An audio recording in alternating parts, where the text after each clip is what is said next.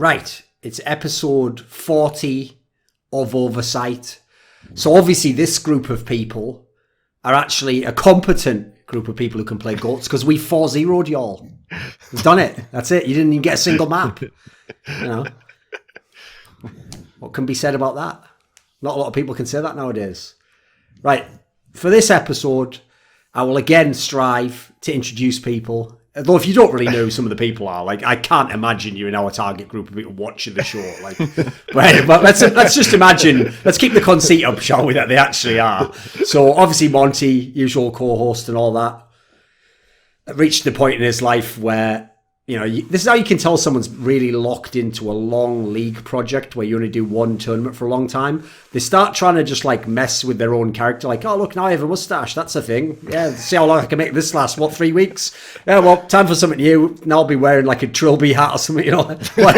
well, Thorin, what I've learned about the Overwatch fan base is that they don't actually care about real analysis. What they care is commenting on physical appearances. So I just grew a mustache and it worked. It gave me great publicity. What can I say? And it made some nice memes and everybody just fixated on that instead of my actual abilities.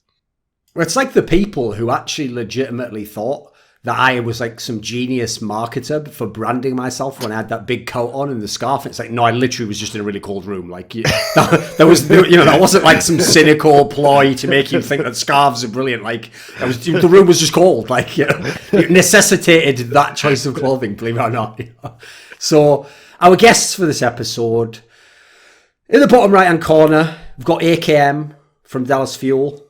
Now, obviously, I waited, right? I have certain requirements and thresholds, Monty, before I bring people on my show. So I said to you... Sideshow literally just messaged me. All right. It's too late now, though. It's too late. Maybe next time, Sideshow. Try again next time. No room at the inn, my friend. No room at the inn anymore. In the stable, you go.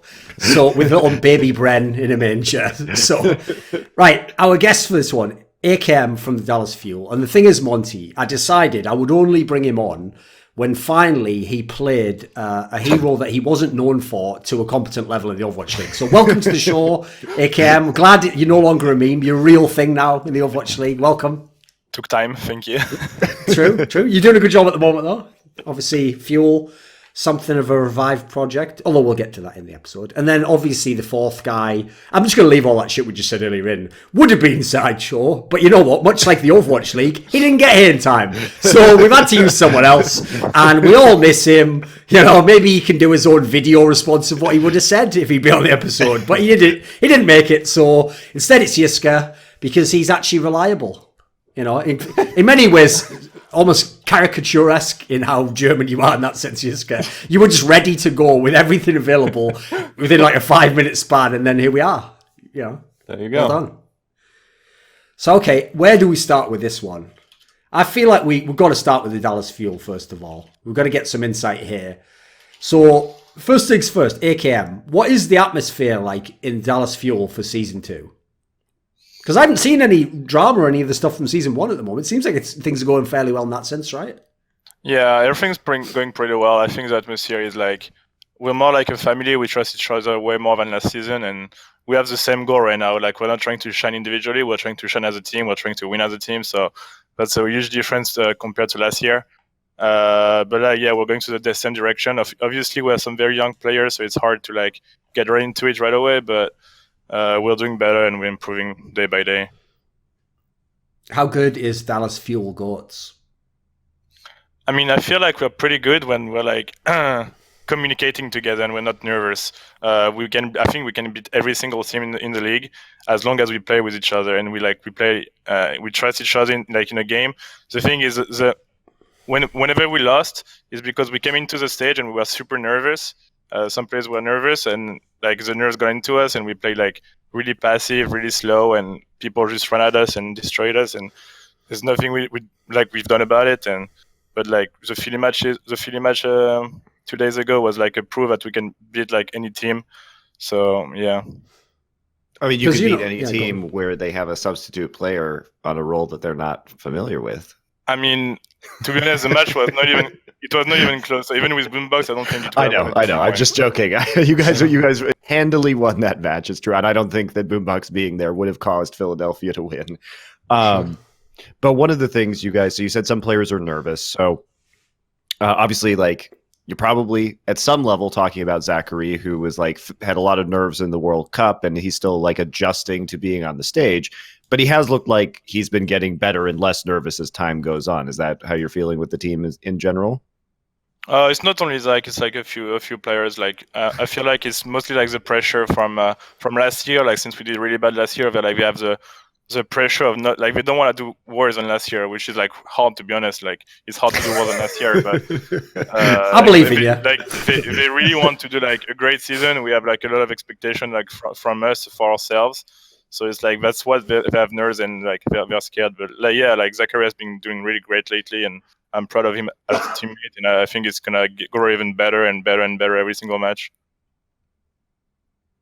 Okay. So what about this then? So go for it. See, as I alluded to earlier, part of your career for this season is reinventing yourself as a player, and obviously we're not seeing the old aKm and the old heroes that aKm plays. Like, what is the philosophy within Fuel as to how you're being used? Because obviously, someone could say, well, if they wanted to be cynical, why not just put aKm on DPS, run triple DPS, use that as an approach to do this? What do you think of that?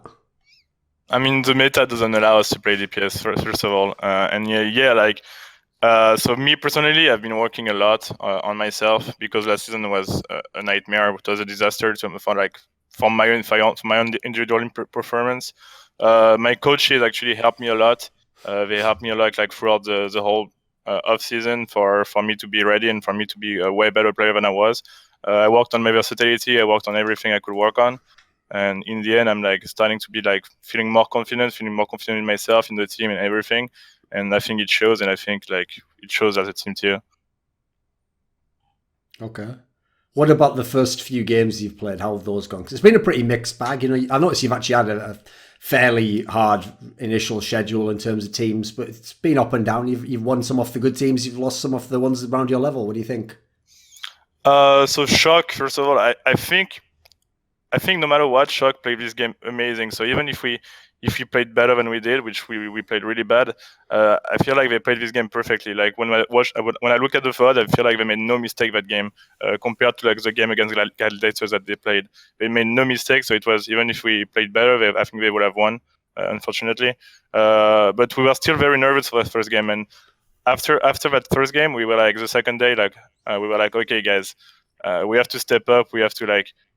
Don't be nervous. It's just a game. We have nothing to lose. We cannot do worse than last season. Let's just like going into this match confident and don't be scared. Just play like we usually play. Control the pace. Play our own game. Don't play the enemy's game.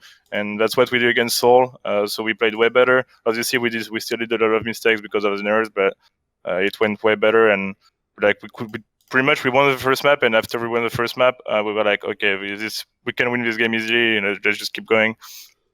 Sadly, that's not what happened against Charge the next week, on second week. We came into the match very scared again for some reason.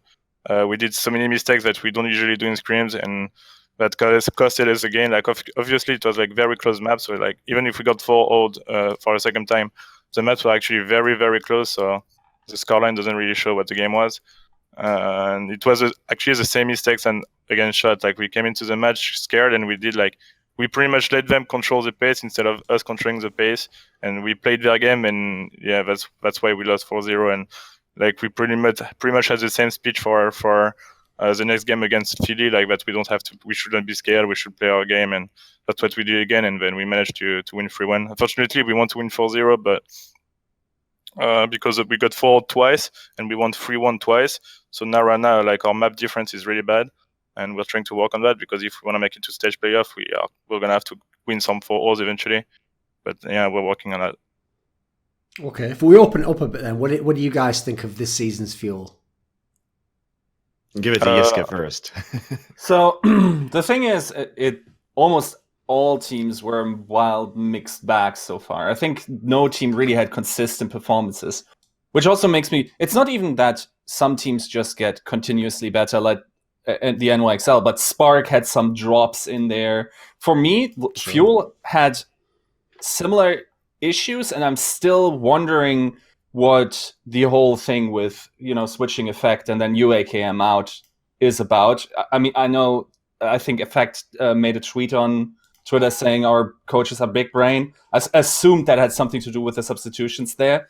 But in general, I would say Fuel looks way better when aKm is on Zarya. And way more coordinated.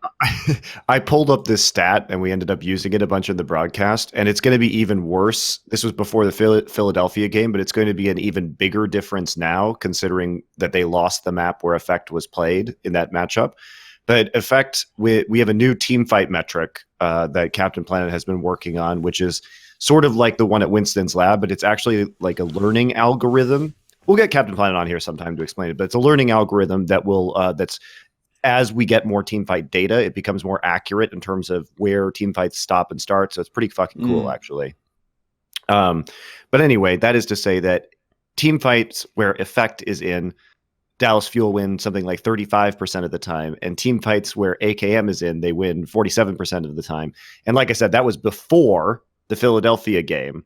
And so it's going to be an even bigger disparity now. And there's just something that's not working when Effect is in the lineup, whether that's the shot calling. I mean, we know he's an individually talented player, but it seems like the teamwork and communication and planning just isn't there.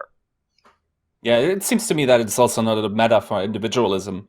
And if we think of Effect as even as a tracer player last season, he's a lot on the flanks, doing a lot of stuff himself. Then also, I mean, there's some overlap in terms of cooldown management, I suppose, with Tracer and Zarya, how you time that, even though now it's much more team utility based. You're not going for these 1v1s with blink management, right? Even though you should sort of, allocate certain blink resources to engages that you do with your Winston main tank, for instance. But yeah, it doesn't seem to be the case that Effect has built up that specific skill set. And I like aKm's bubble timing just way more. It seems like the pacing is just way more in tune with OG as well. So yeah, and in general, I think it's a fair thing in long term to still keep Effect warm in some sense, just to see how certain metas can develop. We don't know what's happening in the next stage, possibly. So I think that is a reoccurring theme for a lot of these teams, where they aren't 100% playing the best players they could be playing in that specific situation.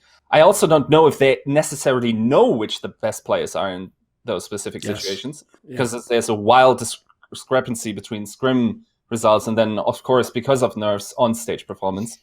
So yeah, it's interesting to see also, for instance, one of those situations for me is Super and Smurf, that they keep splitting games is an interesting thing. I think these matchups, especially if, certain components carry over into the next meta, such as cooldown management, such as maybe not as individualistic performance heaviness in the meta, I think it's fine to select now for the core that you want to have down the line.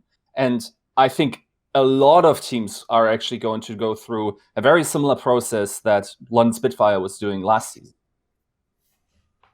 Okay. I mean, that was something, actually, we have an upcoming episode of Watch the Overture that isn't out yet, Monty, where basically we discussed this topic with that guy Peak, who was formerly actually worked with Envious People a long time ago. And the thing is, one of his points he had was basically that he also thinks, similar to what Yiska is saying here, that one of the flaws is there's a lot of teams that it looks as though they're running, like, in theory, their best players, but not the best players for this meta, and they're like, what would win them this game?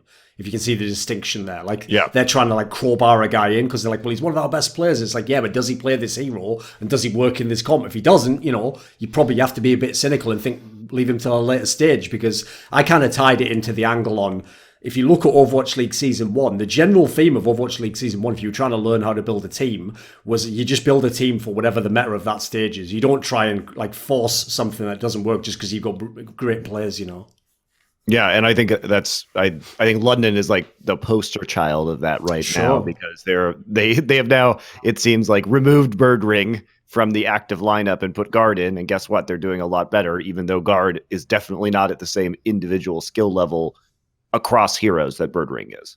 Oh, and if you look at them as a team, Mate, they got to be the best example ever, right? Because if before the season I ask you to name the best tanks in the Overwatch League, Gesture's either going to be the first or the second name out of your mouth, right? But if and I could offer Fury is definitely going to be the best flex tank, right? sure, Unless you're like a crazy person. But if I could offer you tomorrow, you can have this exact same London lineup, but we'll add one player who is a Reinhardt specialist. You put him in instead of Gesture tomorrow, right? On certain maps, definitely. You know, I think that's like the best example right there, because it doesn't mean that Reinhardt, like Gesture is a bad player, but he just doesn't fit their team at the moment if you watch them play, you know, or at least to the degree we're used to. He used to be such an integral part. Yeah. It's also, I think it was rather smart to put Prophet on Zarya now. It's realistically, you want to clone Prophet. He's a phenomenal Brigitte, and then he's also probably definitely the best Zarya they have in the team. So, and also very good in relation to everyone else in the Overwatch League. I think it's a hard situation for them, but also because Reinhardt and Zarya have to play so much with each other, and then also, of course, there is pre-existing synergy between Gesture and Prophet, which they have now fostered for 1.5 years now. I think that in itself also helped beyond just putting someone that is proficient on Zarya on the role. Okay. It pains me a little bit because I do think that Prophet is maybe the best Brigitte player in Overwatch League, to see him not being on that hero. And so even when they were losing their first couple of matches in basically every major statistical category, Prophet was still top 3 on Brigitte, which is like insane considering they were losing those games. I just like it's such a bummer, and like I think London, in spite of their win this week, I really question their strategy moving forward with the team, because we've seen from last year and from this year that Birdring is just like a ludicrously inconsistent player. He's got like insane highs and then insane lows. Like in some metas, he like this one, he's basically just useless. And there doesn't seem to be really any factors that, you know, contribute to him being dominant or him falling off, besides, I would assume, like some level of personal motivation. And I think that why wouldn't you just build this team around Prophet moving forward? Because Prophet has to be the guy every fucking time who sacrifices his own role within the team to fill in some other role, which is what's happening here. And I'm not saying he's a bad Zarya player, but like, he should be playing in a perfect world. He's not playing Zarya, right? You have somebody else to play Zarya, but every time London starts to struggle, it's Prophet that has to adjust. Like, how many fucking heroes can this guy play? It's ridiculous. He can play like every fucking hero. It's crazy.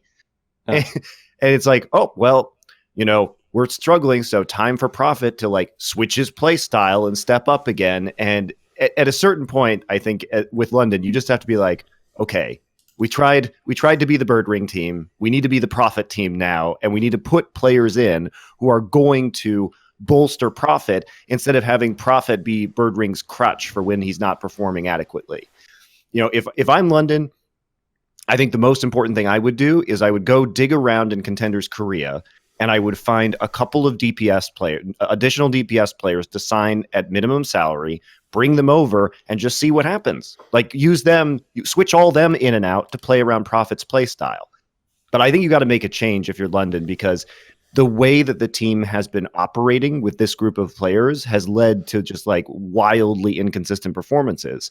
And not only that, but I think it might actually light a fire under Birdring's ass too, to become a more consistent and more motivated player, if that is indeed the issue. But I mean, that's what it seems to me to be like from watching what happens with this team when they have these super high highs and these like ridiculous lows where they almost lose to the Justice. And then they come back and then they just absolutely slam the Spark in the same week. Like it's weird.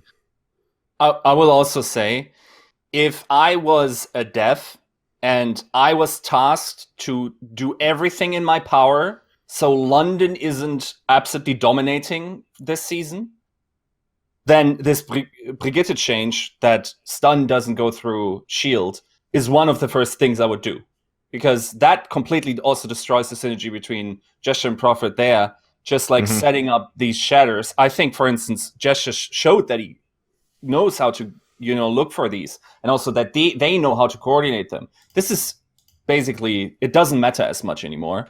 And like, I have had a podcast recently with Christopher, and he just said, yeah, that's Brigitte performances don't really matter as much as they once did because of that very single change. Because you can't set up the plays. Exactly. And it's in general, like, I think that is also something that's hitting London now is, yes, we have the probably best Brigitte in the world, but how important is that actually when it all when it's all said and done? Because the setup potential that this pick now has is fairly limited. Sure. So what do you think about playing against Prophet, or Prophet as a DPS player, aKm? I mean, Prophet is like a legend now. He's like one of the best, like definitely top 3 DPS in the world. And when you're going against him, it's like you're either gonna get crushed or you have to hold your own and like try to go at him first before he goes at you. Because if he goes at you, you're pretty much dead. He's so good. But like you were saying, I think we kind of undervalue the role of a Brigitte. I think Brigitte is like really really hard to play. Like considering what people say. It's really hard. We can see that any Brigitte if you do one mistake, you get punished instantly. Like you're not a Zarya where you have like your bubbles to save yourself and stuff. But Brigitte, you're gonna get punished if you do one mistake. I think it's really hard to play. Like I've tried playing her, and it's like really really hard. You have to like have the best synergy ever with your Reinhardt to like always stand the same line as him. So like Prophet being one of the best Brigitte in the world and being one of the best Zarya like shows how good of a player he is, and like this guy can adapt to everything, and it's actually scary. Sure. See, Monty, for Coach 815, loved the Overwatch League so much, he sacrificed his only star DPS that they may be a competent London Spitfire team in the league. He saw what happened last year. He wasn't going to let that happen again. So, I mean, what pisses me off about London is like you sit there and, like I said, this is 1 week, okay? Go down 0-2 to the Justice. Play map 1, Busan, was probably the single worst map played. I thought that was the end of the London Spitfire, that series. I thought this is over. Just write them off. Like, it was probably the single most like horrid map of goats ever played this season. Small sample size, admittedly, but it was just so shockingly terrible that neither of these teams could like finish any of their combos, and they were just standing there in that overtime around that stupid drum in the middle of like the temple in Busan, just this complete fail fest. And I was just like, this is appalling level of gameplay from both of these teams, and to come back in that series and barely squeak out the victory in a reverse sweep, and then to come in the 2-3 days later and then suddenly have like understand how to play goats and like be able to execute combos. I was like, what happens with this team? How can you go from dog shit to whatever pog man? Yes. In like 3 days. Like, so the full gamut. I don't get London, because they did this last year too. It's like, okay, so London, I get it. You don't understand how to switch heroes in the game. Oh, let's just come in, get 3-0'd by the Gladiators. 2 days later, oh, we fixed all our problems. How the fuck do you do that? Like, so at a fundamental level, the players must understand the proper thing to do and are simply refusing to do it, which is really, really weird. I don't get it. I don't get it what it is with this team, where it's like they're just like too lazy to like flip the switch sometimes. They're like, I don't care about this. Fuck this. And they're like, oh, I guess we're in trouble now. I guess we'll just suddenly remember how to play properly.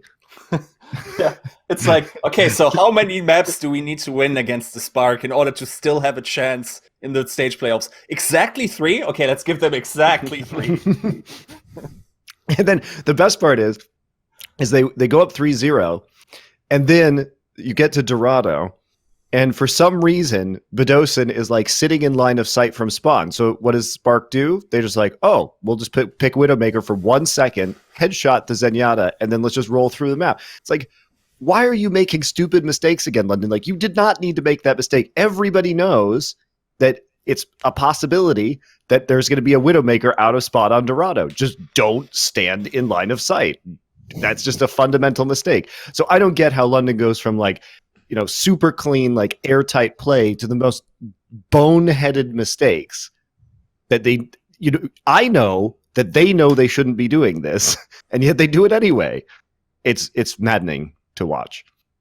Having why screen them go on. on a pretty like regular basis, yeah, like we say, they're day and night. Like one day they're gonna be like dog shit, like you say, and the other day they're gonna literally stomp us, and they're a complete different team. I don't know how you do that. How can we do that? So inconsistent. But I thought adding Coach 815 would like solve many of these problems. But I mean, it's only 2 weeks of competition, so let's see. But it is weird that it seems to be somewhat of a discipline, like a mental discipline issue within that team that hasn't been resolved yet. Well, actually, one thing I thought generally I find quite interesting about the GOATS meta is because so much of it clearly relies on team coordination as opposed to just a guy doing some amazing shit himself that, you know, his teammate doesn't necessarily know what he's doing, but you just try to adapt to it.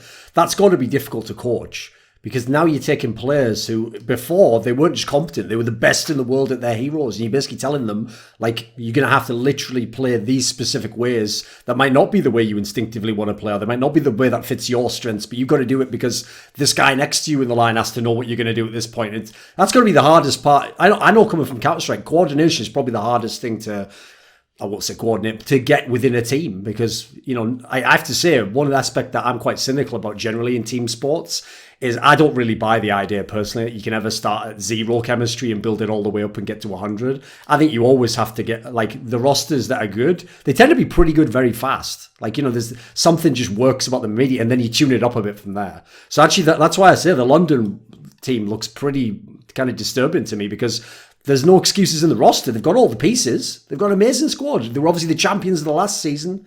I mean, I would use the fan meme and just be like, because you know, when the NYXL didn't win last season in the playoffs and London did, plebs just went to the standard playbook and their Rolodex like, oh yeah, just adapt to the meta and you win. So it's like, you know what, London, no problem, mate. Just adapt and win, no problem. Easiest thing in the world, right? Hey leopard, change your spots and climb a tree. How am I supposed to do that though? Just do it, you know. So I certainly want to see how this stage is going to play out because it's hard to see how it's going to turn around with how many games they've already had. I mean, look, if they can play like they did against the Spark, they're one of the best teams in the league. So sure. It's just. You know, we know they can do it.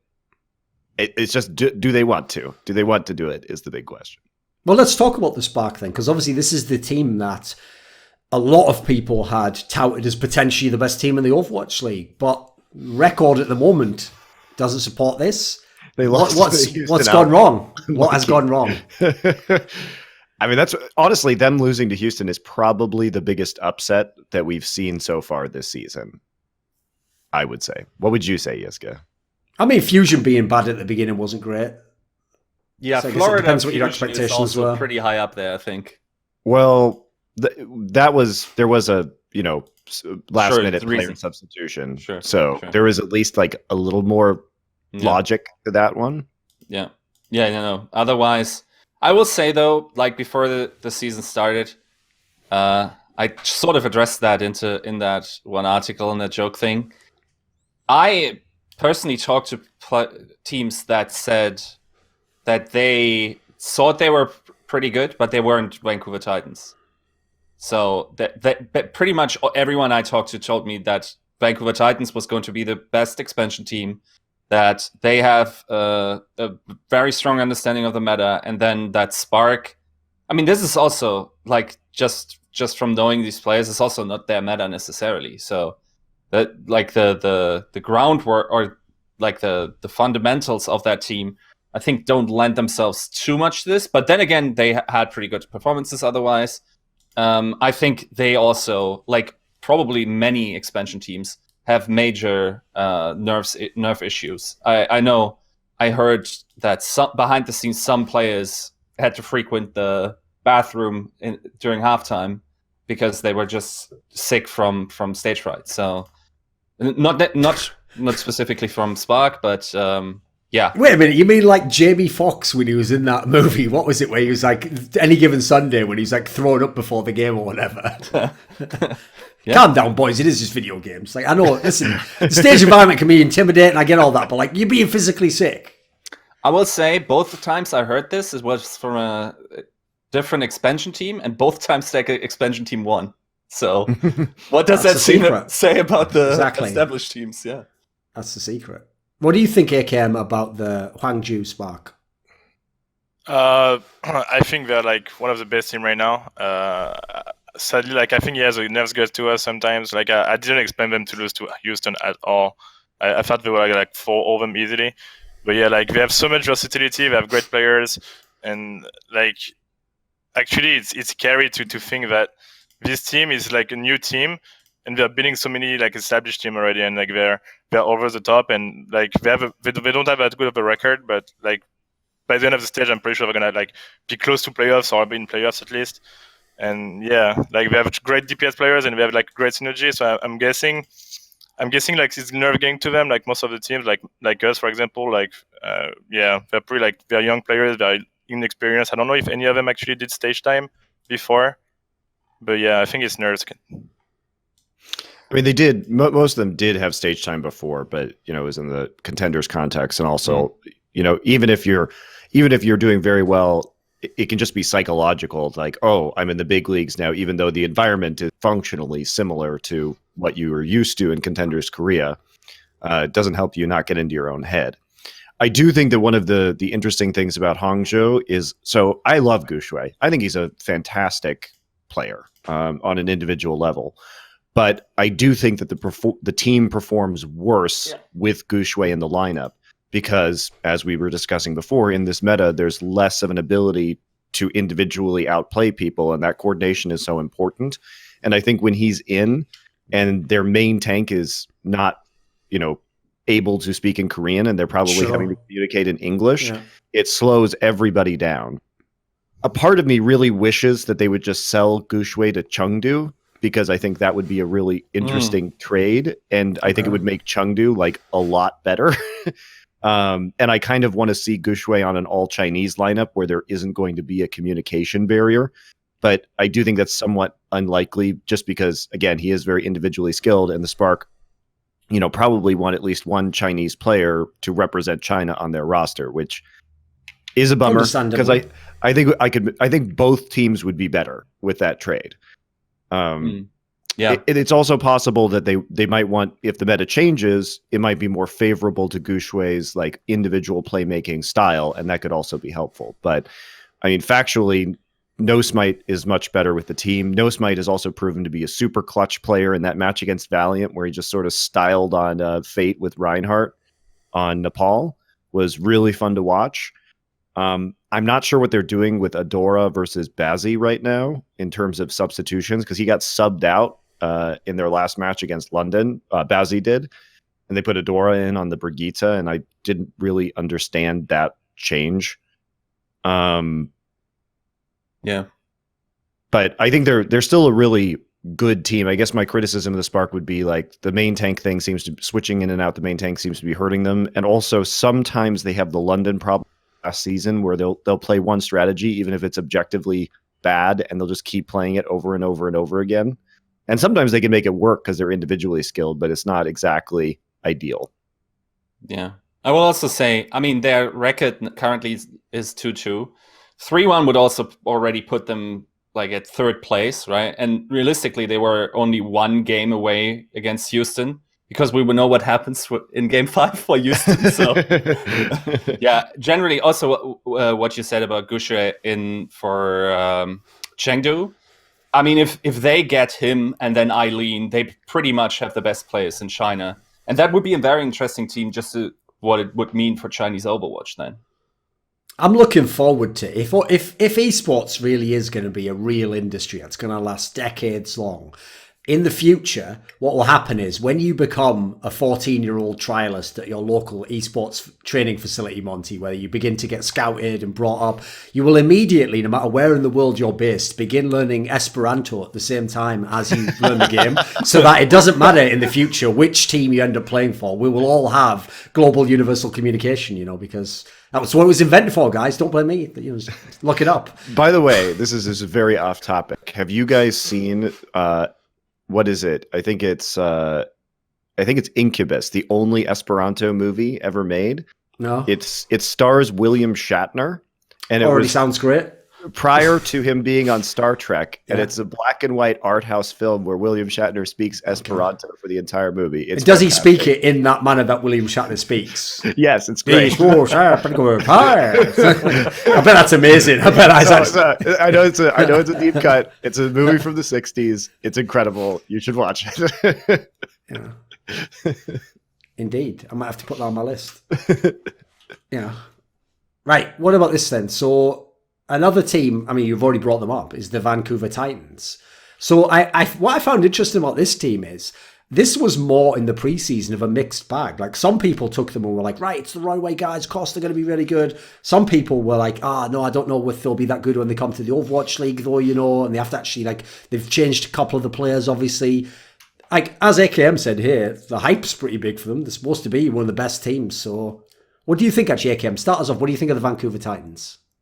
I was actually one of the guys who expected them not to be that good. I thought they were overrated at first, but after playing them again, they have such a good synergy together, and you can see clearly that they have leaders within the team, that's leading them to do whatever they want to do.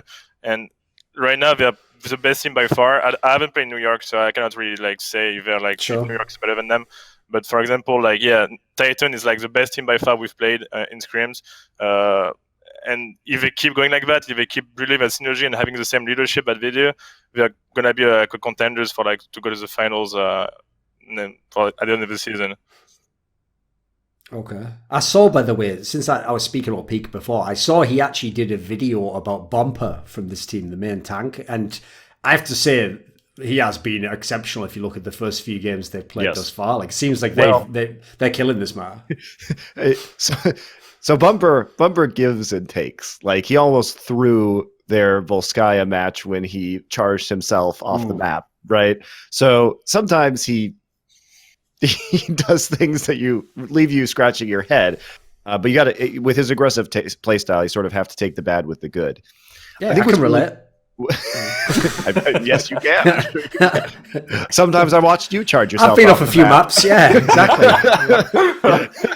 Certain areas on the map I won't be visiting again either. But you know what? As long as I kill it elsewhere, everything's fine. So, but one of the things that really has me interested is the potential matchup between New York and Vancouver Titans, because I think I'll be making some more power ranking videos probably right after we finish recording this. But we don't get to see a lot of matchups between teams that are in different divisions. So remember that the way the schedule works this season is that every team plays a team in their own division twice and the opposite division once. And because New York is in Atlantic and Titans are in Pacific, unless these teams reach each other in a stage playoff, which obviously seems likely at some point in time, sure. These teams are not going to play each other until August.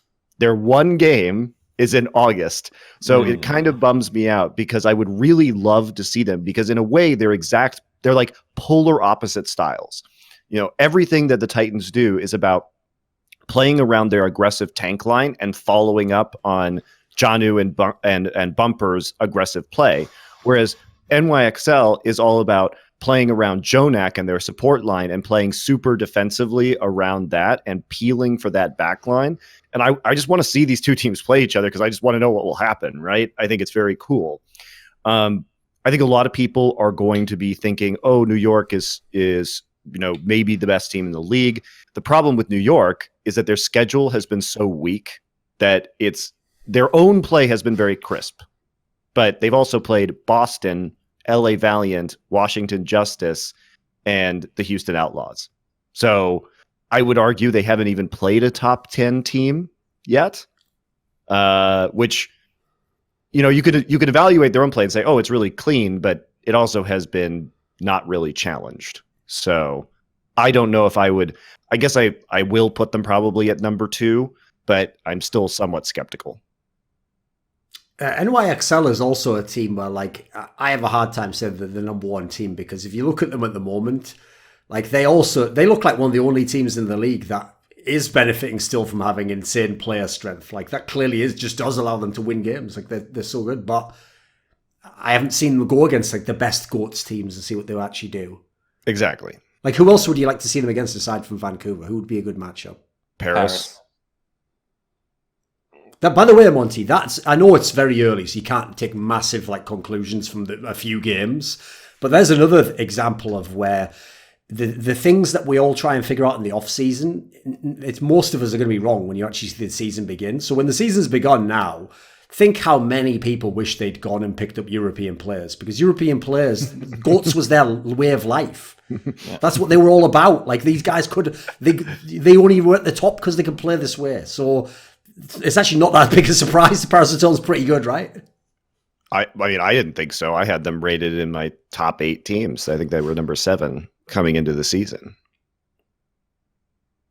Yeah, I mean, for stage 1, it was almost I argued before, I think if you wanted to prepare for Overwatch League stage 1, then you should have gone to Europe.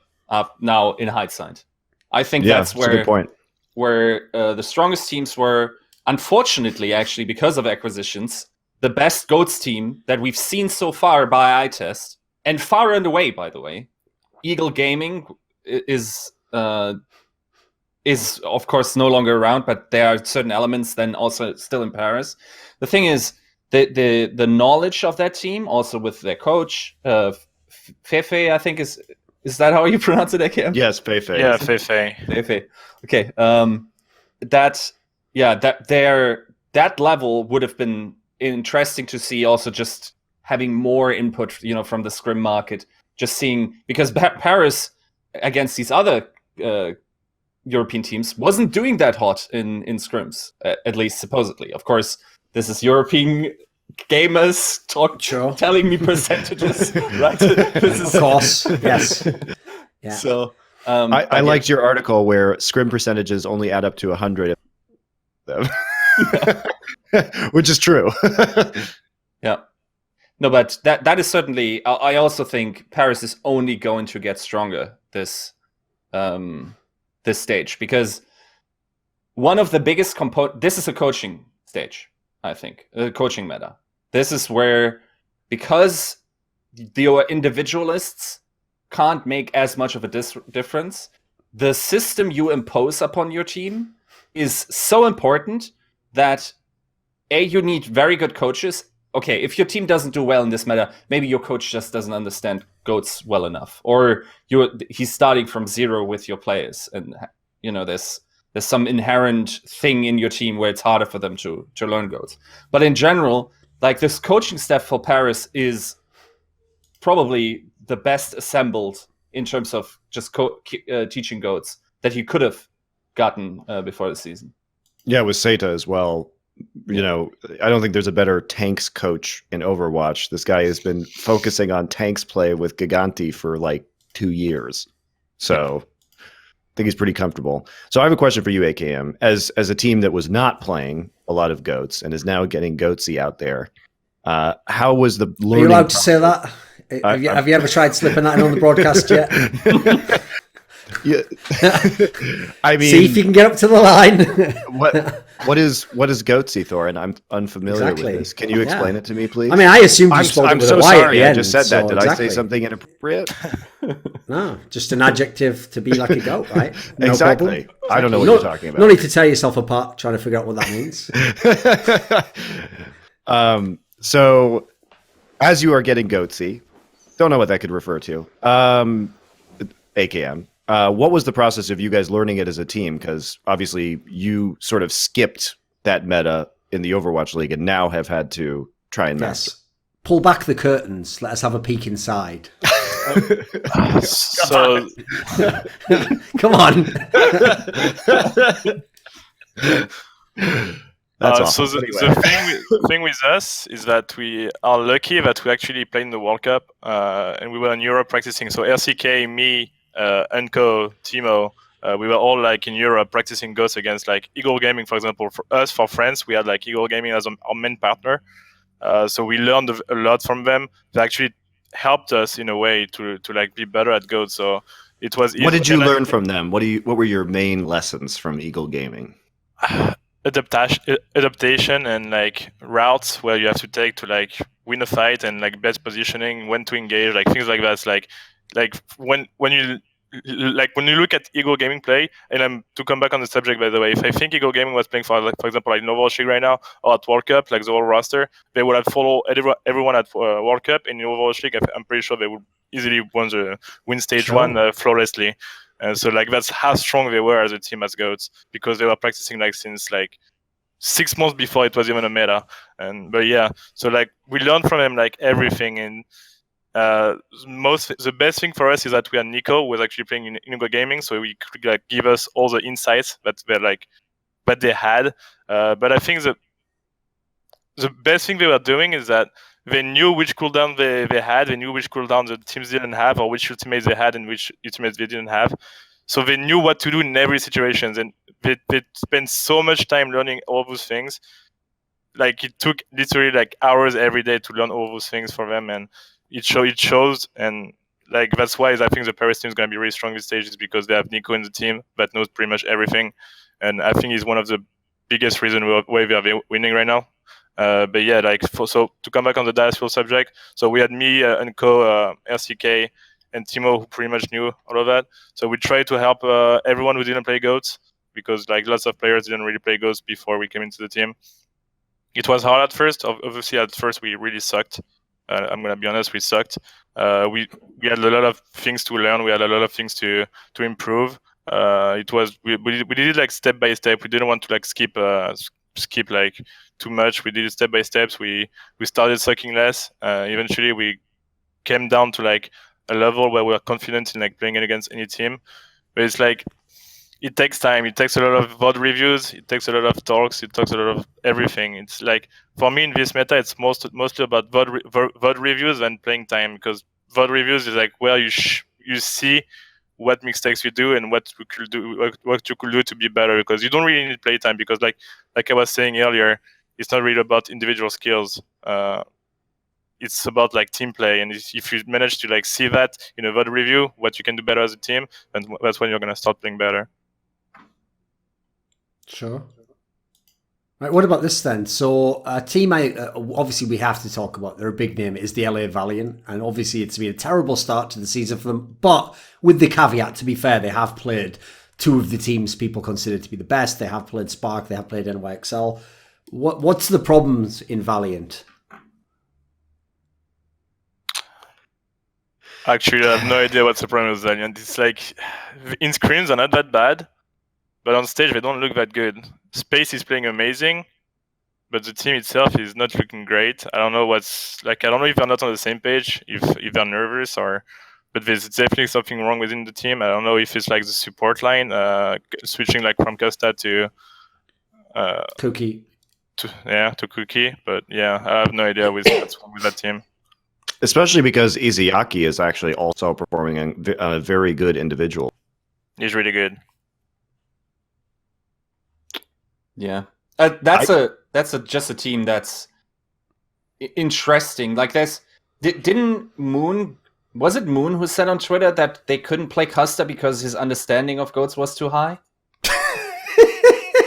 Like, I know, even though I sort of know what he means, say that on Twitter? If that is true, that is amazing. Someone frame that. You know what? Get out, Costa. Never darken our door again. Your understanding of this game is far too high. You're showing everyone up here. Who do you think you are? Get a little bit of humbleness. Fucking hell. What are they going to do? Lobotomize him so he can play the next game? What the fuck is this system? What sort of mad first world problem is that? They're gonna have to organize some sort of trepanation to release the goats from his brain.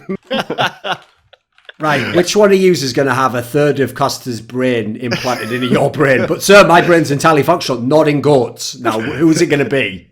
Draw straws. I'll see if that's true. I'll see if I can find it. Yeah, I don't know. That was reported to me secondhand, so I'm not sure if that was a thing. But yeah, generally, I think Costa's understanding of GOATs is pretty serviceable. And it is very strange to me. Of course, there could be some language barrier issue where Cookie, of course, someone that could possibly just have been hired to bridge that gap, is possibly better. But I already dislike that we're that we're going the Taimu route this early in the season, where we are making main tank players into supports and like DPS. Walking the Taimu road, unfortunate. Yeah. I don't like the way this team plays. And what I mean by that is I feel like they are so conservative that I'm not sure if there's really room for the players to think for themselves in these in the Valiant, because it appears that they play almost robotically on like sort of like an if-then contingency. And so when you present them with unique situations, they have no in-game ability to adapt. It's like they're running goats.exe and they're attempting to play it, but it doesn't feel like there are real people making shot calls in this team. And I guess that's my issue with them, is that I feel, to be fair to the Valiant, they have had a really hard schedule and they've barely lost some of these matches.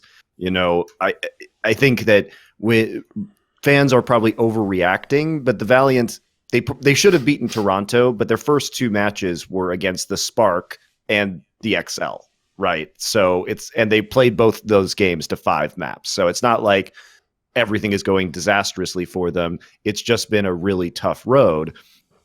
That said, they needed to win that Toronto game, and because their next match is against Vancouver, their schedule is the Charge, it's the Titans and the Charge next week, and then it's Philadelphia and Houston.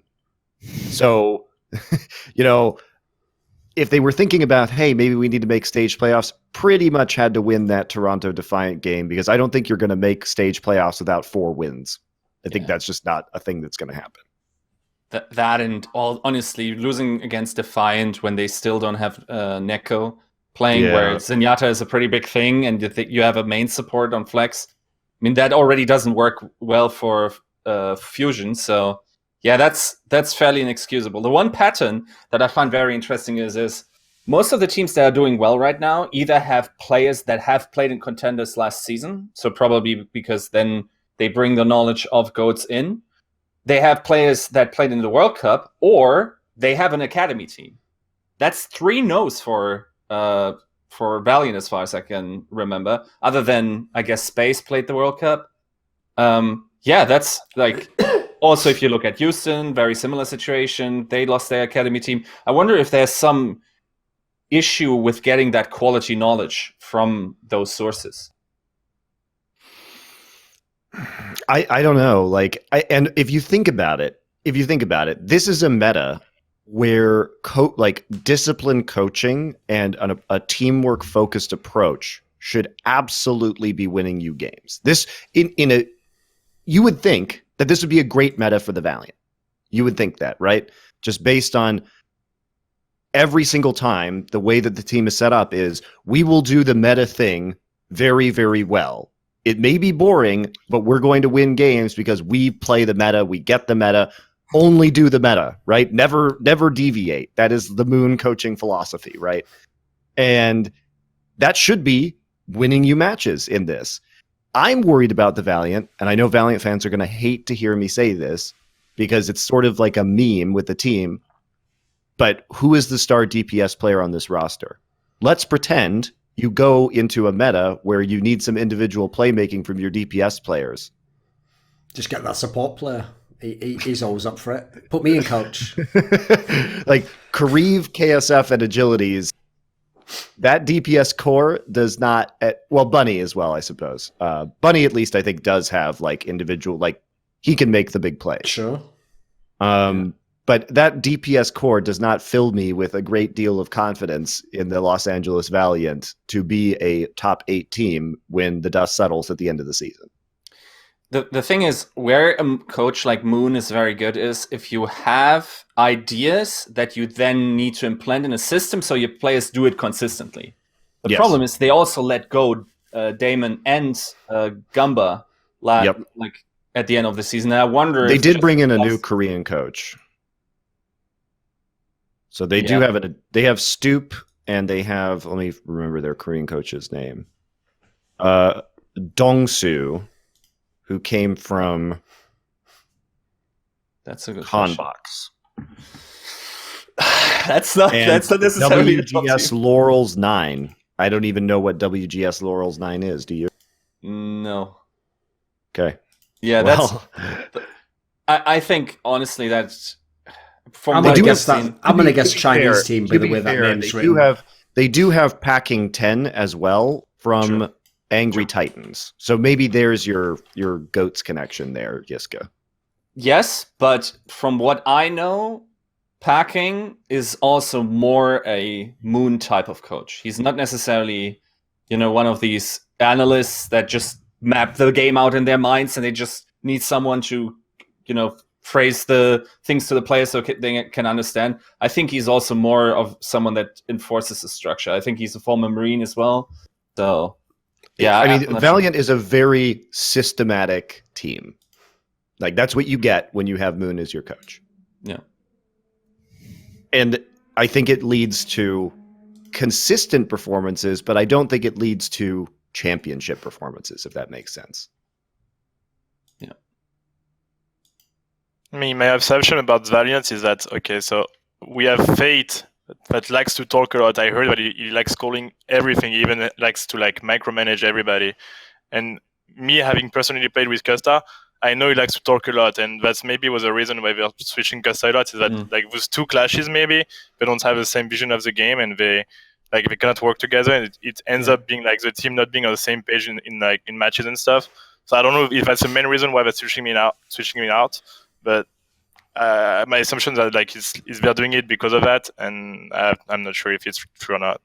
When they said that line, which I looked up, I can't watch the video obviously, but apparently it's from an Inside Valiant episode where apparently that is how Moon explained it, that he said Costa's understanding of GOATs was too advanced. Right? My interpretation of that is in line with what aKm says here. What he basically means there is Costa was trying to shot call things that the others couldn't do. It's not it was so good that they were just following it and then they couldn't learn the game themselves, because that doesn't really make that much sense. I assume it means that the rest of them weren't at his level, and therefore, in the end his calls ended up not being effective, even though technically they might have been exactly the right call if you had robots playing who could just do everything you said. I think there's a logic to that. Still interesting that rather than taking Fate out for Cookie, that they put Cookie on main support then.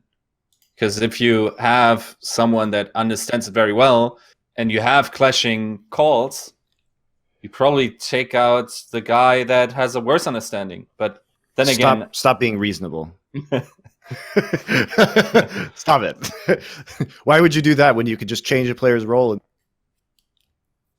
And plus, who would bring that up in the late night, fucking bibimbap session where 5 Korean guys were all having this discussion about what they needed to fix on the Valiant, Costa wasn't there, mate. Maybe if his shot column was better in that setting, he'd be in the team right now, His understanding of politics, not at high level. Naively just thought if he played well, he'd be in the team. Joke's on you, mate. Were you on the Mighty OID? I don't think so. Anything, it's very impressive how quickly the Koreans and Valiant figured out this season that the Westerners were at fault. Oh, of course. Yeah, exactly. They just they have a wheel and they just spin it right. It's Costa's fault now. Get him out. Yeah, there's only one field though, Westerners. Oh, of course. Yeah. Yeah. It's Westerners again. Okay, so a team that I saw, Monty, you having a little bit of fun with is obviously the Shock lineup. Because on the one hand, I don't know how anyone could not be impressed with the lineup on paper. It looks amazing. And even in some of the first games, they have looked pretty strong. But bizarrely, people do seem to want to hate on the Shock. I'm not really sure why. It's so weird, isn't it? What's there to hate? I don't know. I think it's really strange. People are tweeting at me after they barely lost to the Titans, by the way. Especially 2 of those, Route 66 and Kings Row, could have easily gone either way. The only map that I think that didn't look very close was the control map, which we'll talk about in a second. And in general, Shock has looked bad on Busan. They looked bad on Busan in their last loss as well in map 5. And I don't know why they're playing Smurf when I think Super is just straight up better at this point in time and works better with the rest of the team. But I think you could make a compelling argument that Shock is in fact the second best team in this league, given that they've had a much harder strength of schedule than New York has. I won't make that argument. I don't think that right now. But I do think they're probably the third best team in the league at the moment. And I think a lot of their, like, Sinatra's playing amazing right now. I'd love to hear aKm's perspective on Sinatra's Zarya, since aKm is now a Zarya player. But I think that with Super, sometimes they get caught out a little bit. I think part of it was that loss to the Titans was it was Violet's first game. Violet was playing too aggressively and getting picked off. Like he was peeking a lot and just like eating Zen orbs to his own face when trying to get, pick off somebody on the other team. There were times when Super or Sinatra were too far forward. I am disappointed that Shock didn't go in with a game plan to play more Sombra, and I think the reason behind that was because Choi Hyobin had an off day on Sombra in their last match. So they didn't feel comfortable. Like his EMPs weren't great, but I think that could be a more serious threat to beating the Titans. So there were a lot of like little things that added up in that match. And also Titans just clutched as fuck. What can you say? Like when their backs are against the wall, they perform super well. What do you think about Sinatra's Zarya, aKm? I'm curious. I mean, I can tell you what Uncle thinks about it, since he was playing Zen and he had to pretty much like hold up his own, like for like he had to pretty much had trance every time he had grav, and he was like, I've never been able to like catch up to someone who had that many grav. It's impossible. He was too good. And I watched actually the VOD of Sinatra, and what it does is, I don't know if I'm a big fan of his playstyle, but it's obviously working. Is that he's actually right-clicking only most of the time. He's trying to like do this, like go on the side of the shield, for example, and like right-click the backline instead of like shooting at the shield. So I don't know if it's a good thing for like the team environment, because you're supposed to be shooting at the shield and like try to win that fight by like with a shatter or like with them having no shield. But it might be working too, because he's building grabs so fast that it's winning fights too. So if you're like dying to their grabs, and that means you can pretty much do nothing. So I don't know if I like his playstyle. I like the way he does it because he's really good at it. I don't know if I like it, but yeah, he's definitely one of the best Zarya right now. He deals so much damage, and yeah, when I heard Unco complain about him not being able to catch up to Trance, I was like, yeah, he has to be really good then. I think what's interesting, I mean, I like the argument that you're making, because, so for example, on King's Row, I think he broke an all-time record for single map damage from a player. He had something like 33,000 damage on Zarya, which is just absurd. And I like what you're saying too, but here's a question for you. If he's using those right clicks, theoretically, he's also giving a lot of healing ult percentage over to the enemy supports, right? Because he's trying just to lay down as much AoE as he can. Is that a good idea? Because that means the choice that you're making is that you're all inning on your graviton, right? It means that you're sure you get a lot of gravs, but they also theoretically might get more support ults at the same time. And is that a worthwhile trade? But for me, like I was saying, it pretty much depends if the Zen can catch up to like having trains every time he has grav or not. If the Zen cannot catch up to it, then I think it's worth it, because you're always gonna have grav and you're gonna be able to wipe them out. But if it's not, if they always have a support teammates to counter their grab, I don't think it's worth it to like lose the shield battle, because you're eventually gonna win the fight. But the thing is, you also can make the argument that if he makes enough damage with his right clicks, and he said like the enemy is low HP, and then you can also like set up your team to like push into them while they're healing up and stuff. So I don't know, like I actually had that question for my coach, like is it better to like try to go for like the fast grabs and right clicks behind the shield, or is it better to just shoot at the shield and try to like just kill the Reinhardt? Like I'm not sure what to do. Like maybe that's a question for Eagle Gaming, maybe. I think Eagle Gaming would tell you probably yes. In the current meta, because it's a little bit different in terms of how you can position as a Zarya, because you can no longer stun through Rein's shield, and you don't need to necessarily help your Rein with personals. But I think it still might be worth it, simply because my understanding, and also that was given to me by EU coaches, is the premier combo in GOATS is still Graph Bomb, and whatever can be set up around this, right? It doesn't matter if someone necessarily has Trance. If you can pull off certain combos with the Diva Bomb. So for instance, one thing that we could observe, I think, I saw it Calyx doing very often, for instance, that he would take a high ground position as Lucio would. They would raid out the graph. The instant the graph is out, Calyx would drop under them, and while the tank is still in the air, he would boop them in the air, and then the shield would obviously be lifted up, the Diva Bomb would go under, or a Shatter would go under. Stuff like this can happen, and this is the way this was transported to me was, this is the heart how you win matches in GOATs or fights in GOATs now. It's Graph Bomb. And then the other ultimates are almost more about building Graph Bomb once again. And you can sort of like make it there without them. Of course, if you can have a Grav and nobody has a trance, that is also pretty, or a beat, then yeah, that's a fortunate situation, certainly, yeah. The thing is, like, team now start to understand how to actually not die to a Grav Diva Bomb. They're starting to like save bubbles for that, and being able to like counter it with like Zarya bubbles. Us personally, we're starting to doing it very well, where we barely die to Grav Diva Bomb now.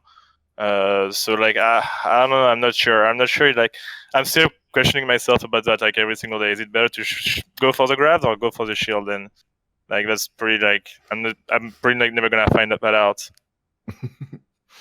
I think it's changing too, because this is going to be an interesting statement. I think that the best teams are starting to use Diva Bombs in different ways, because I think that, as you're saying, aKm, that as teams get better at the timings surrounding denying the Grav Bomb combo, one of the best plays that I saw in that Vancouver versus San Francisco match was an attack where Vancouver... So what Sinatraa really likes to do is play high ground as Zarya. Fucking loves that shit.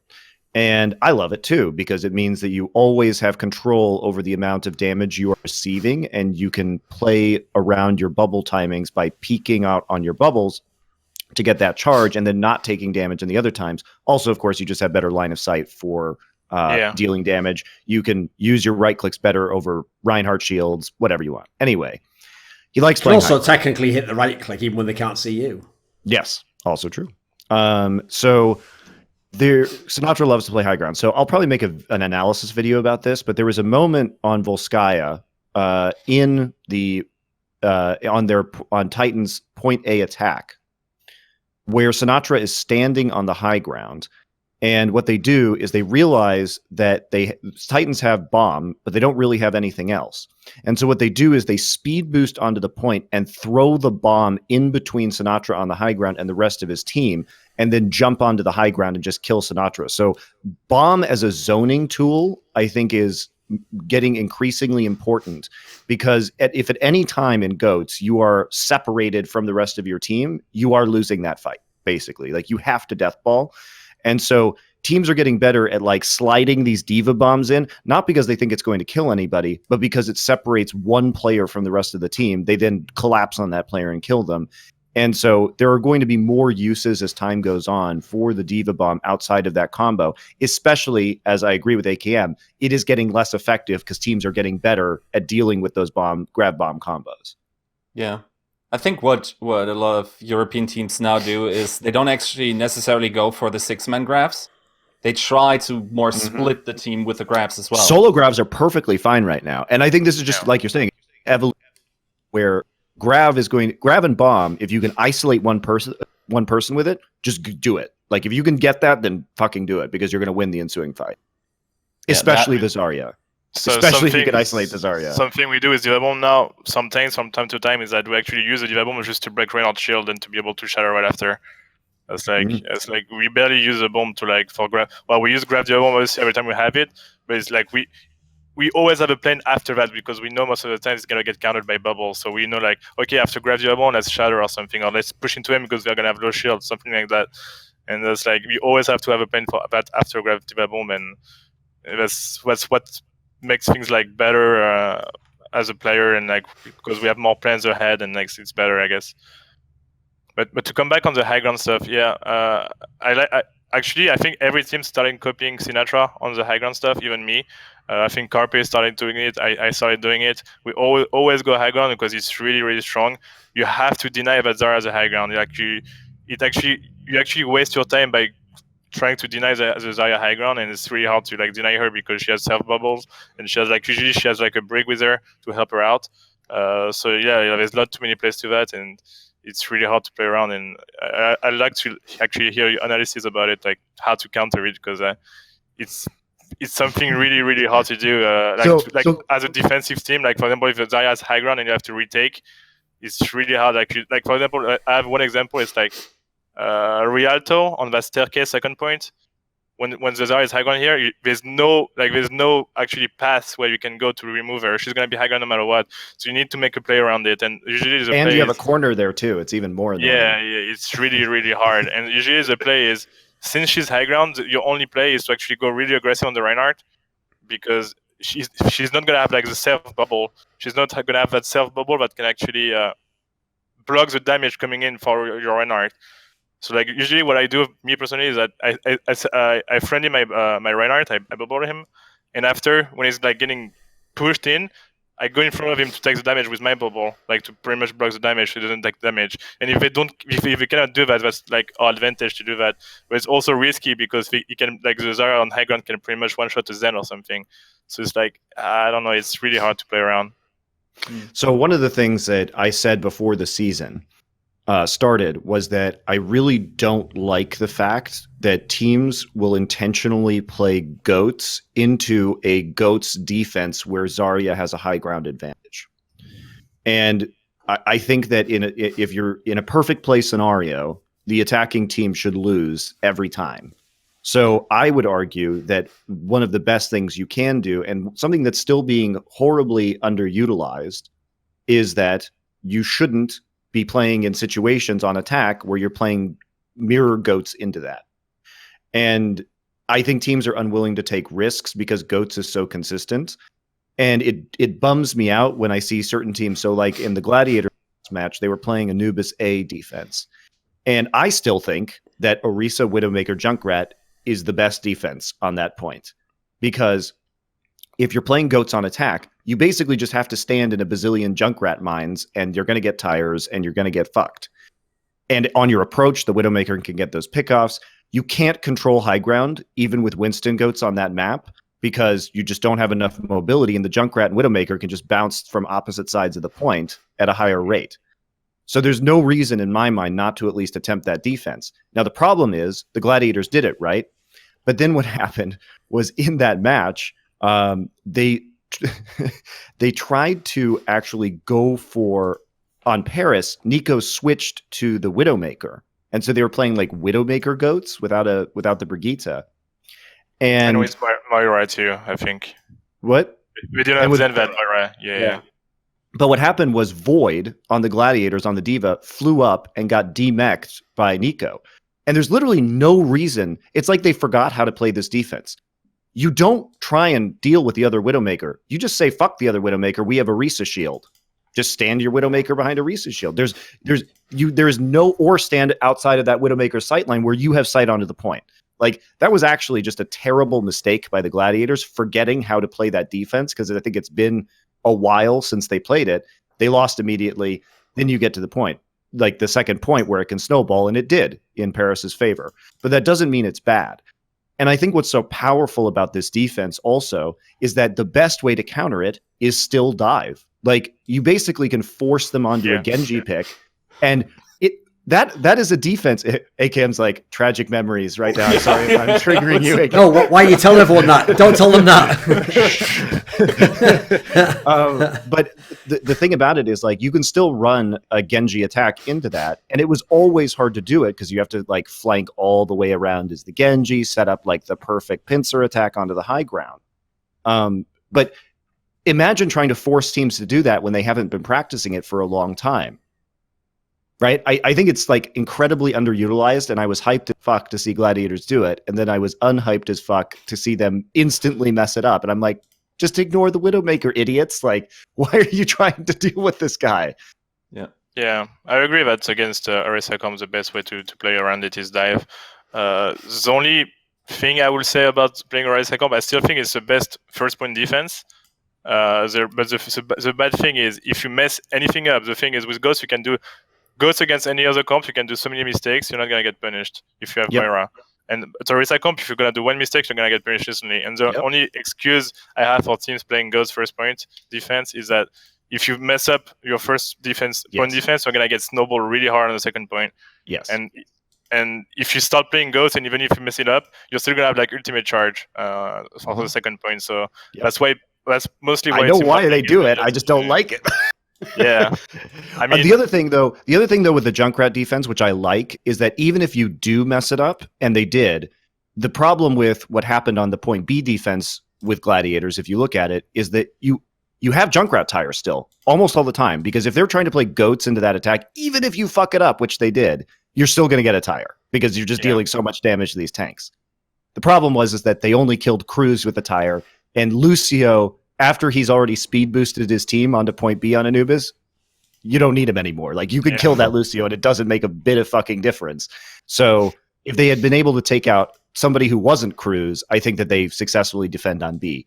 But it was sort of like this, like, it was like everything that could go wrong, like, did go wrong in that defense.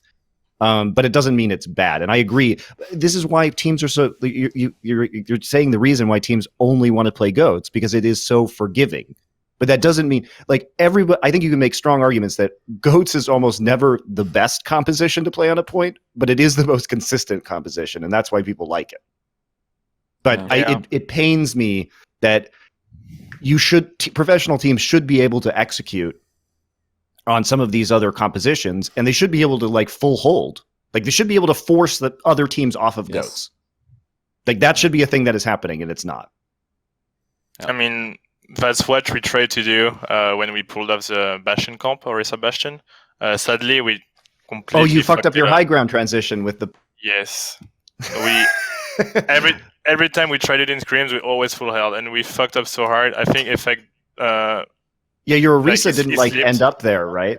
No, I think it's Effect with Bastion. It slipped, and by the time we had TP again, he got dove. But if he didn't, I think if he didn't drop, I think would have like do such a really good defense, because it's really hard to counter. The only counter to that is dive comp, and you need to use everything. You need to use your EMP, your Genji Blade with Nano, and it's like, it's really hard to pull off. And the thing is, we fucked it up, and people were like, "Are they trolling?" No, it's really good comp. I saw it, like, because what you did was you started on the main arch, and then you portaled down to the lower platform, and then you were supposed to portal up to the top platform, and you just fucked up that the second transition. And I've tweeted about it too. I was like, God damn it! And what makes me so mad is that you guys fucked it up, and Gladiators fucked it up. And now I'm just like, now everybody just thinks it's bad. And I'm like, it's not fucking bad. It is actually really the best.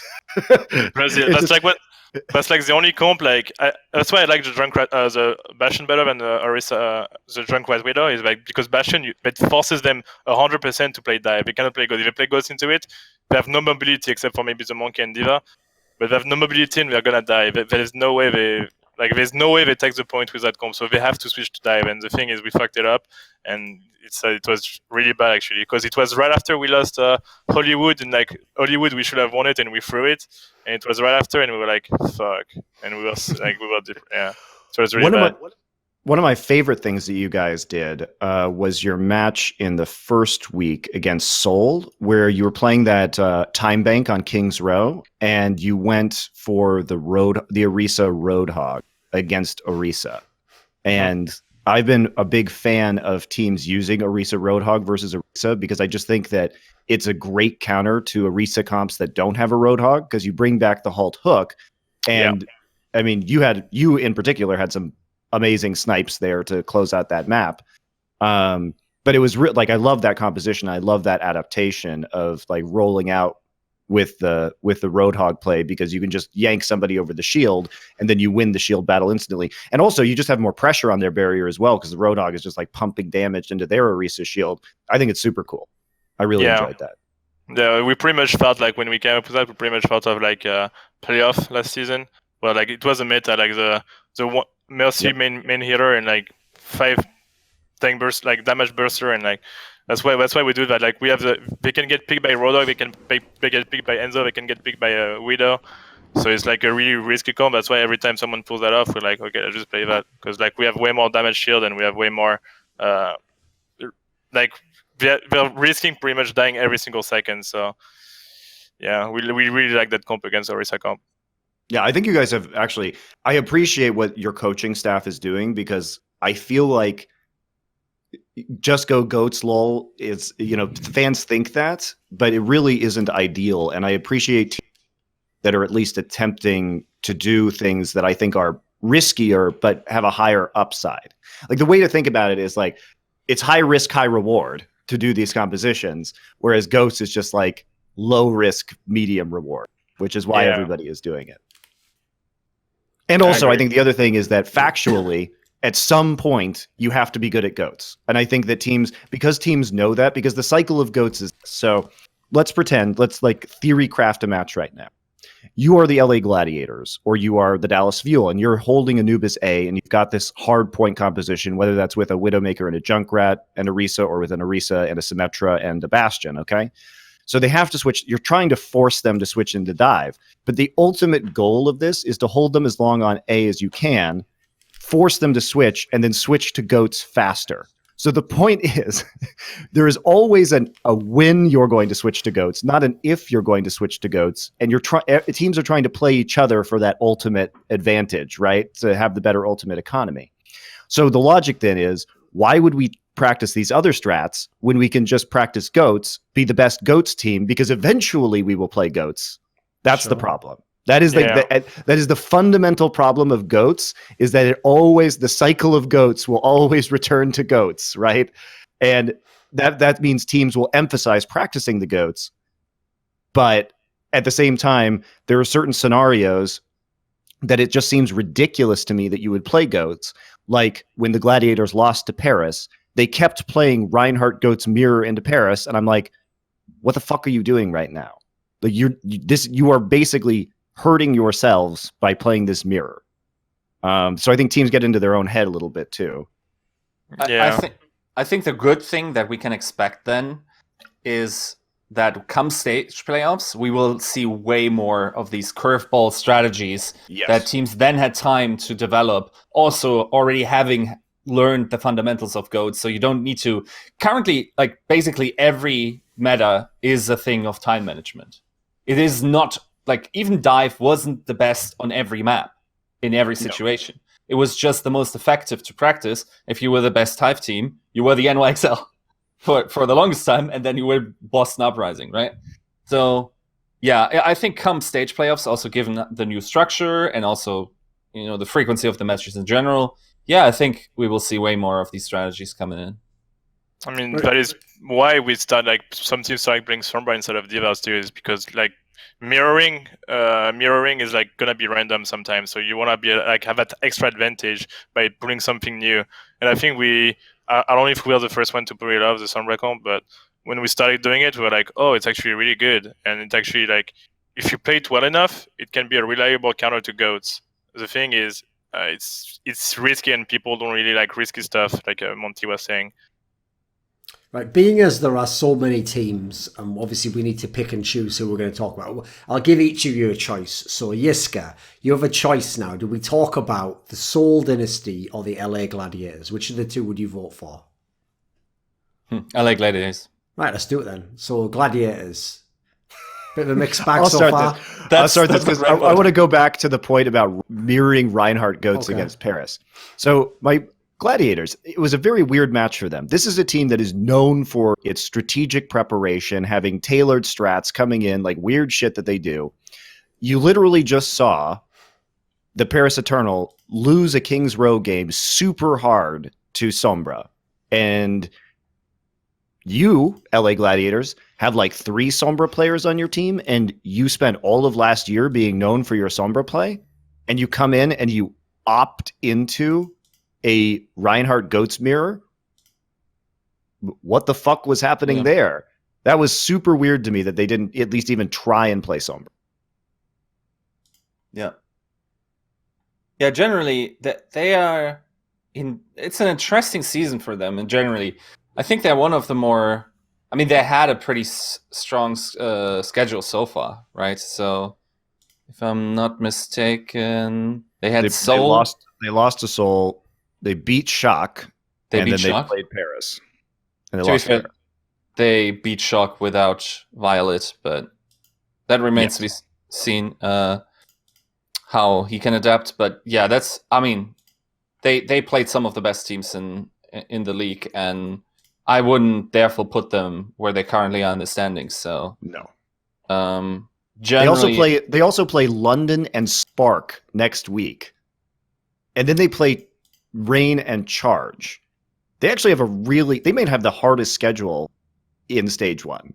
That's ridiculous. Yeah. If they make it to stage playoffs, they work for it, certainly.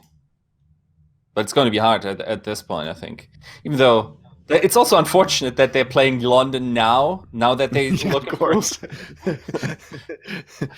And whatever will happen to Spark. So, yeah, it's interesting how their adaptation also. I mean, Depay in run up to the season sort of tempered expectations. Said, okay, I know you guys have us in the top 5, but we have a lot of young players and whatever.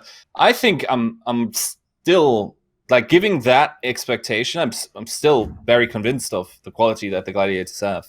Also worth noting that Decay turns 18 on Wednesday and will be available next week's matches. And that's a game changer as far as I'm concerned. Also, still in Goat's Meta. That was the crown jewel for me for Chengdu Panthera. And it, like, the fact that you have a team that could have won against... No, let me rephrase that. Should have won the Contenders Finals against Runaway, the way that match was going.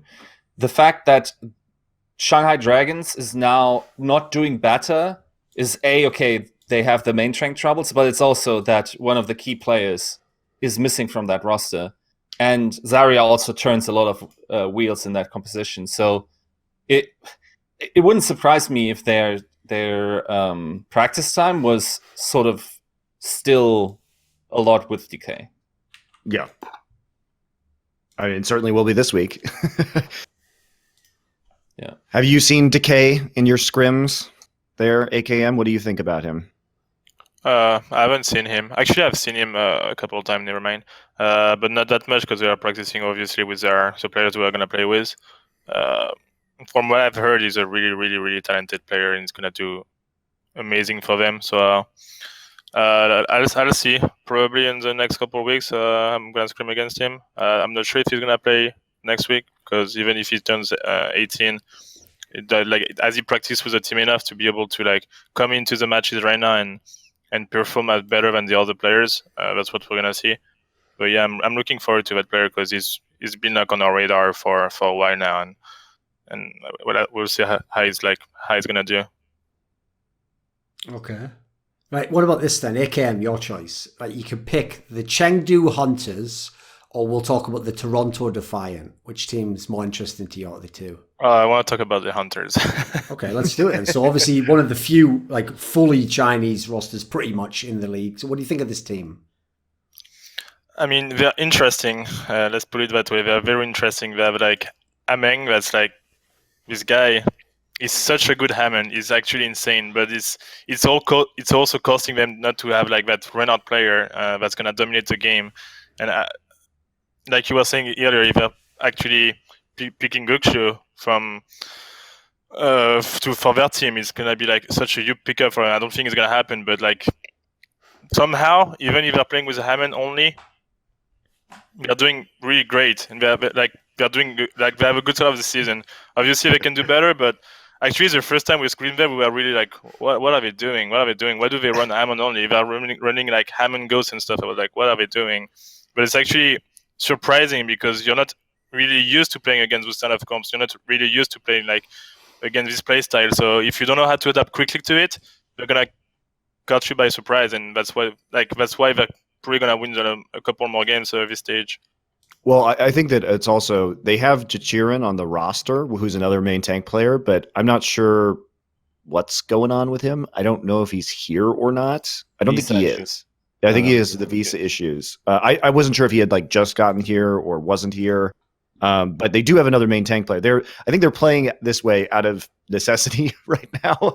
But also, what I don't get about Chengdu is teams are opting into the Clown Fiesta. This is like the same thing as like opting into Reinhardt Goats versus Paris. Like when you don't opt into the Clown Fiesta, Seoul basically destroyed them. It wasn't very close. They were basically just like, okay, so the ball comes in, the hamster comes in, and they're just like, okay, just run away from the ball now. And so they would just speed boost away from him when he tried to get into the back line, and then just kill the other 5 members of their team and ignore him. So ignoring Hammond was very effective when the Dynasty were playing goats into them. What I don't get is why Guangzhou and Mayhem are like choosing to play that style into them, when like they're just going to beat you with Clown Fiesta experience, right? So don't do that. don't do that. Actually, one, we were doing the same thing when we first scrim against them. We were like trying to do like the most random shit and try to like play like they do pretty much, instead of playing like we should be playing. And they destroyed us. I was like, what are we doing? Like I was like, okay guys, let's try to play like a better style, because if we play the same style as them, we're gonna get destroyed. And yeah, but if you cannot adapt to that, they are really good at it. Yeah, and I think that because no other team plays like them, you can't prepare for them. Like you can't. Who is going to scrim you like they play? Nobody. So just ignore them. Like if they start doing crazy shit, just don't do that. Don't get sucked into it, and you'll be fine. I mean, what Chengdu currently is doing with arguably, if not the worst pound draw set, it's certainly like a bottom 3, I would say. Like, just playing a different game and just then gambling on your opponent being unable to prepare for you. This blows my mind that this still works at an Overwatch League level, and that literally in 40 games, nobody at the Shanghai Dragons said last season, okay, let's try something like that for, let's say, 10 play days or whatever, and then one of those times you will hit your percentage chance of just pleasing someone. Like, the fact... Eventually the bird goes into the aeroplane engine. That's true. It doesn't have to happen every time, just once. In this case, I guess the plane in the sky is aKm, but no, he's the bird going into the fucking Spitfire engine, dude. I heard there's a bit of a meme developing about every Hammond play. Whenever like someone now in a scrim gets a double kill on Hammond, it's like, is this aKm? I mean, he's really good at Hammond. It's like incredible. Like I like Hammond. Even though I don't think they're good, because they're so entertaining. Like I'm just like watching this fucking wrecking ball. His mechanics are amazingly smooth. Like the way he knows all the points on the map where he can like slide off surfaces while pile driving into 2 people and then put the minefield down and kill everybody. And like the combos with Grav, it's fun as fuck to watch. It's just bad. Like it's not good, but. This goes back to what we were talking about earlier with teams trying different non-GOAT strategies. Just be like the Chengdu Hunters. They have a winning record based off of, crap, basically. And if you try something else, even if it's not the best strategy, like GOATs is right now, or the most consistent strategy, I should say, Chengdu should be the guiding light for this fucking like league. Don't play if you are not Paris. Or the Titans, guess what? Don't play goats into them all the time. Like, please try something else.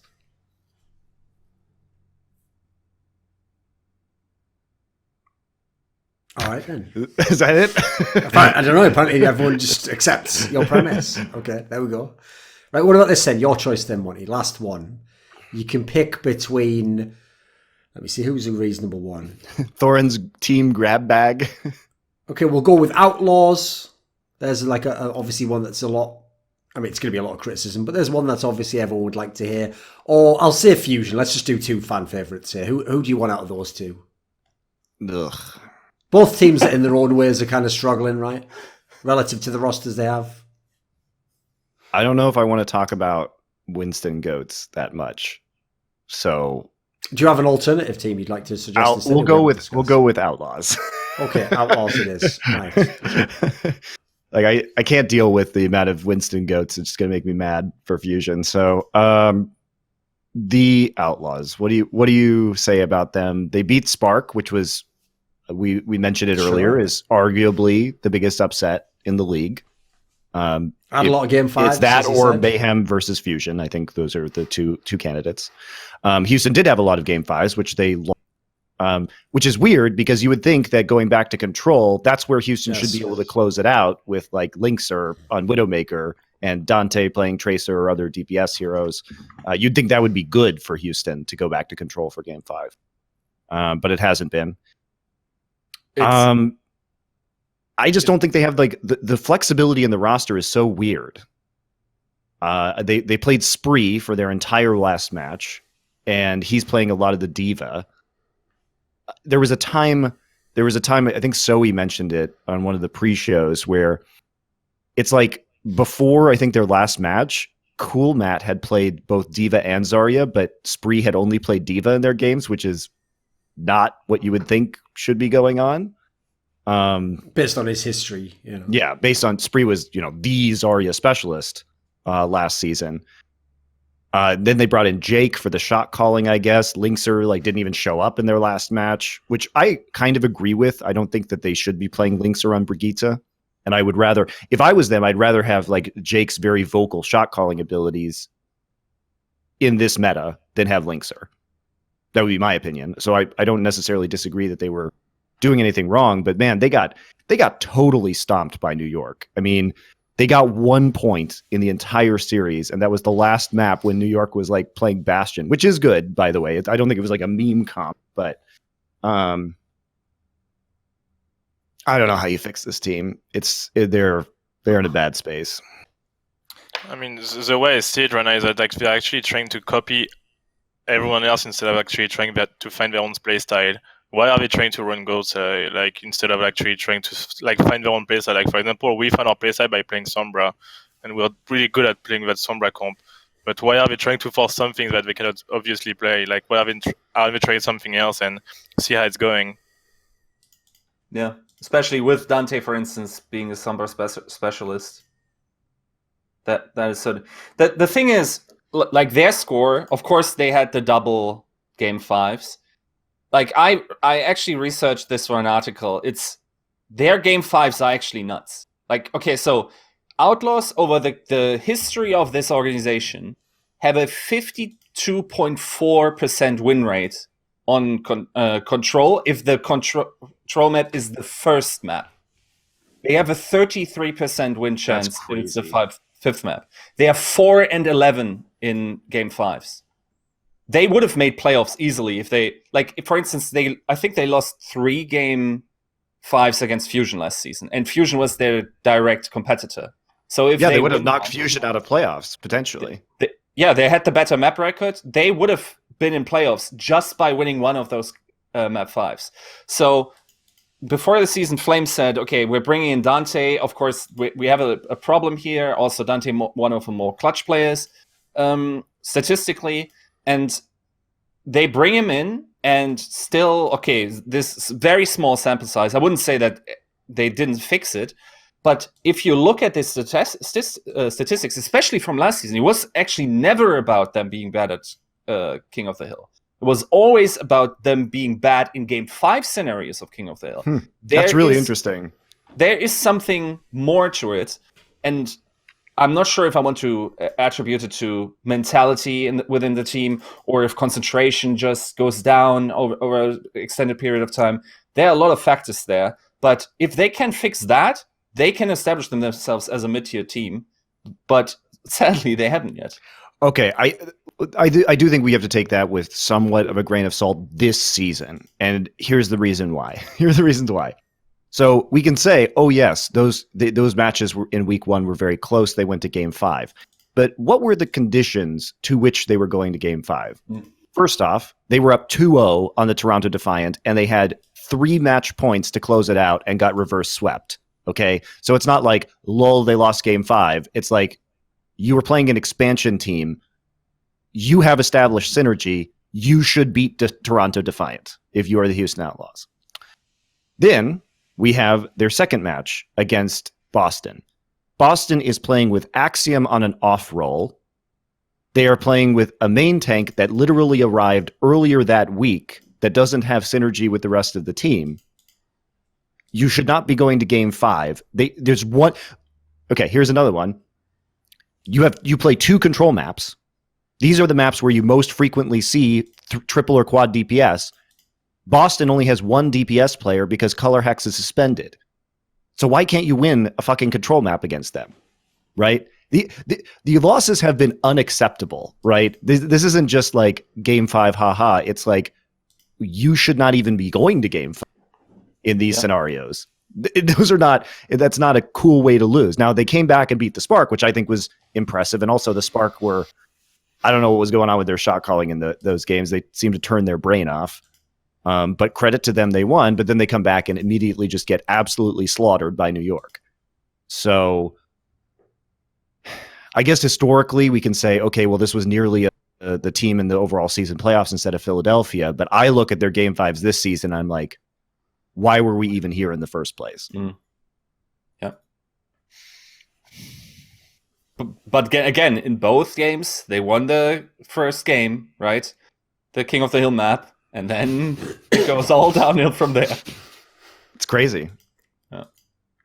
It is bizarre that being as this is one of the teams that didn't make the big drastic changes in the off-season, that one of the things you would think they would at least bring people in specifically for versatility, Monty. You would think that would be like something you'd want to enable the rest of the team to not have to.